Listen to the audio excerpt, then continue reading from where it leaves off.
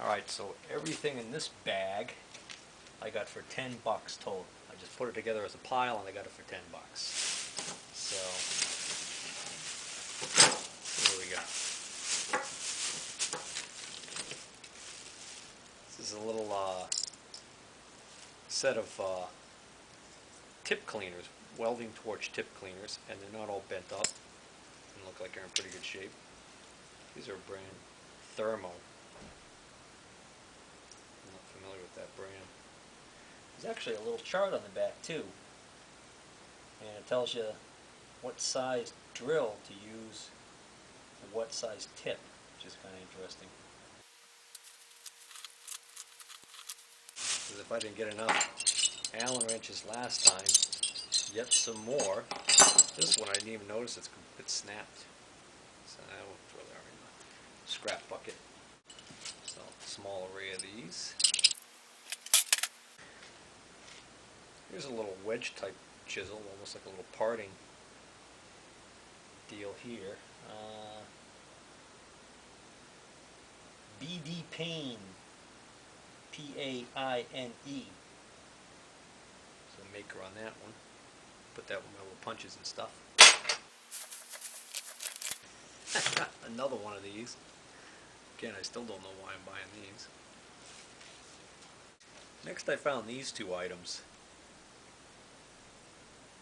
And what these are actually, pretty sure these are for holding type set or little stamps.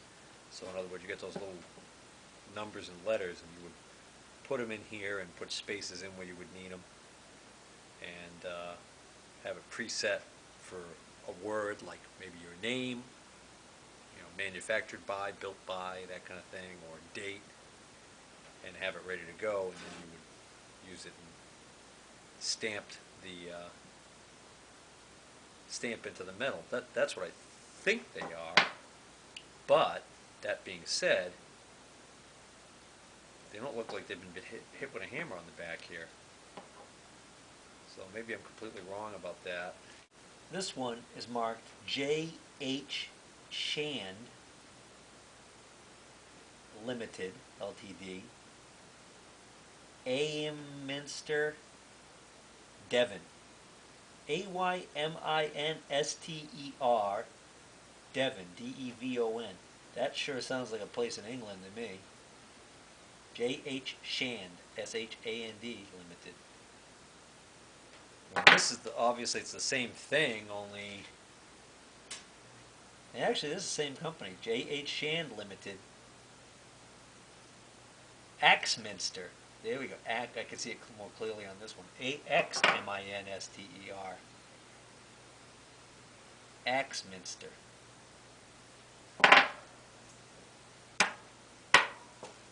So, I don't know what I'm going to do with those.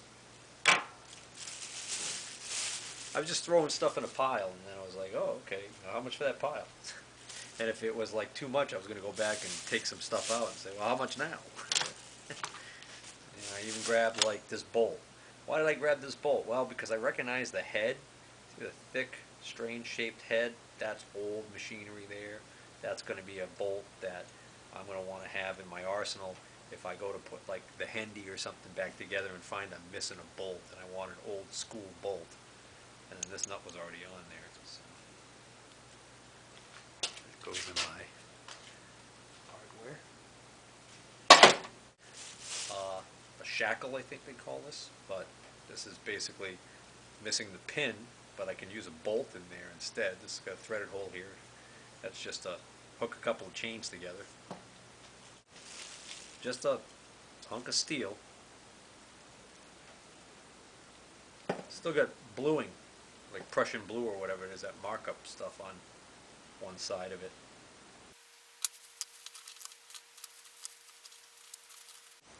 Nice T-bolt. That might fit the bed on the Wells Index. Large washer. An easy out.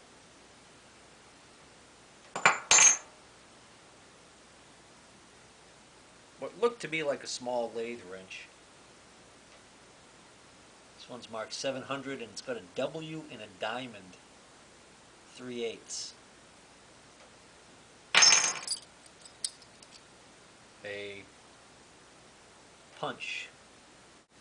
Can't make out who made that little punch. The punches. Another Allen wrench. The smallest spanner wrench that I've come across to date. I picked up a bunch last time I went to this guy's booth. And this one I missed because it was so small and it was in the very bottom of that very large bin. And then this one here, this is an interesting one. It's got these two little nubs here, clearly a specialized wrench. This also has the W and a diamond on it. Looks like it. I think this is the same. Yeah, I'd say that's a W and a diamond, so that seems to have been made by the same company that made this. Does anybody know what that wrench would be for? Oh, okay, guys. It says right on it. For '09 Williams sleeve bar. So now I know the W in the triangle stands for Williams, so this is a Williams wrench. You kind of think it now that makes sense, because I think I've got some larger ones that are Williams wrenches. But this is for an '09 sleeve bar. I don't know what a sleeve bar is. I'll have to look that up. Who makes this? This little spanner, it says it's a 3/16 spanner. And this is made by, I think it says Martin. Can't remember quite make that out. Look at this little adjustable wrench. I was like, wow, look at that little sucker. I had to buy that just because I thought that was so funny.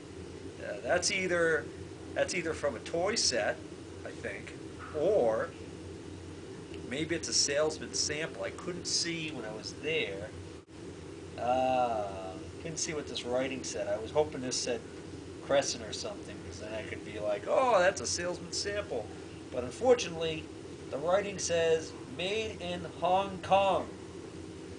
So I'm thinking, yeah, nah, that's just an old novelty item I got there.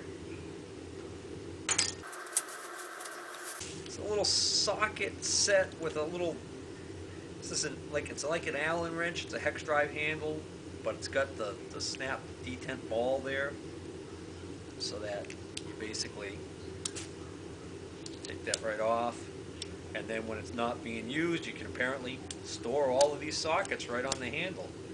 I thought that was a neat little set. That wouldn't be a bad little thing to have around. So I guess if you want to use that size, if you want to, 3, 7.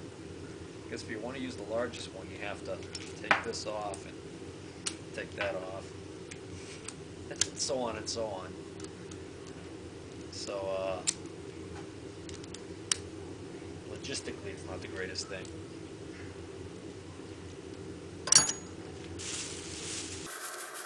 Or, I meant to say ergonomically. And I think I had mentioned to you guys that there was a lot of high-speed steel cutting bits in that in a box there. I found more in the bottom of the box. I think I might have grabbed a couple here and there. I don't remember. But then I took a couple. I took this one. This is just a cut-off blade. Actually, doesn't look like it's in bad shape. I grabbed this one because it looks like it might have a carbide tip to it. This one's marked Union, Athol, Mass. AR6 UTD C6. But that definitely looks like a carbide. That's going to cut. Hey, take a chance, why not? And this one here looks like might be a threading bit. This one also looks like it's got a carbide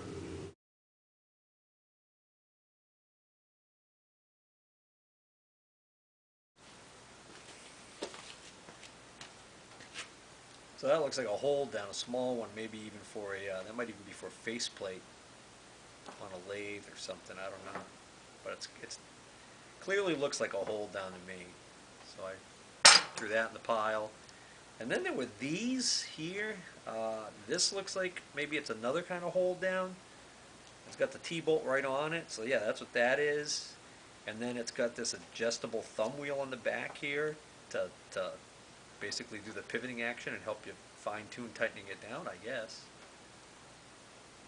So, might be able to use that. And then here's another one.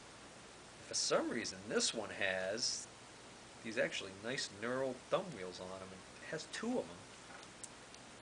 Which I'm thinking now, maybe one of these should be on here.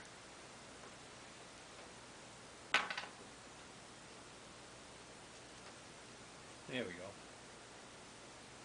That makes more sense to me. What do I know? I'll keep this nut with it anyways, just in case. So, a couple of those. Almost done. I like when I find a tool and I have no idea what it is, and if I could buy it dirt cheap. Or I like playing around and finding out later whether or not I found something. I grabbed this just because this is Jonard, Jonard Industrial, Tuckahoe, New York, M-216B. There's a guy who works at Tuckahoe who frequents the Practical Machinist websites a lot. And I just thought of him when, when I saw the Tuckahoe, so I said, oh, I got to get that. I have no idea what this is. I'll Google it, probably end up finding out what it is by the time I edit this video. M-216B, Jonard, or Jonard Industry, Tuckahoe, New York. What it's got on the side here is it's got these sleeves that what happens is it's got a screwdriver blade almost. It looks like you would put that over the screw and then slide this down, and when you slide this down to a point it can lock in, so then you can put a wrench on here and turn this. So it seems like some sort of special fastener driver, but I have no idea why you would need something this special. I don't know. This might even be for some industry that I have absolutely nothing to do with. This might be for tightening screws on electrical connections. I don't know. But I thought that was kind of neat, so I picked it up and threw it in the pile. And then this was in there. There's a lot of hardware and stuff, and then I looked at this and I was like, oh, what's in here? Opened it up and went, oh, look at that. Zerk Fittings, Universal Lubricating Systems Incorporated, Oakmont, Pennsylvania, Deluxe Service Station Kit. Tons of Zerks. Got some angled ones. The majority appear to be straight. Several different sizes. That's a deal. That, and let's see, pretty much all of this and some stuff I already put away, like the punches and Allen wrenches and junk like that, $10. Then I spotted this clamp. I moved something that was on top of this C-clamp, and I was like, whoa, look at that C-clamp. That's a big one there, guys. That's the largest C-clamp I think I own now. This is a Billings made in USA, so it's the good old-fashioned steel. This is a B-408 C-clamp. And I said, oh, that's a nice C-clamp. I said, well, what are you going to get for that? And he says, well, where's your pile of stuff? I said, well, it's over there, but I already paid for it. He says, just put it in your pile. He's going to give me this for free. I actually said to him, I says, well, let me give you $5 for it because it's worth that all day long. So, he was thinking, I already bought a bunch of stuff, but I was like, I bought a bunch of stuff. It was, it was dollar items and cheaper actually. A lot of this stuff, it's like $1 each, but then when I start piling it together, it drops the price even further, so I couldn't beat that with a stick. But that's my, I think that might be my favorite find of the day right there.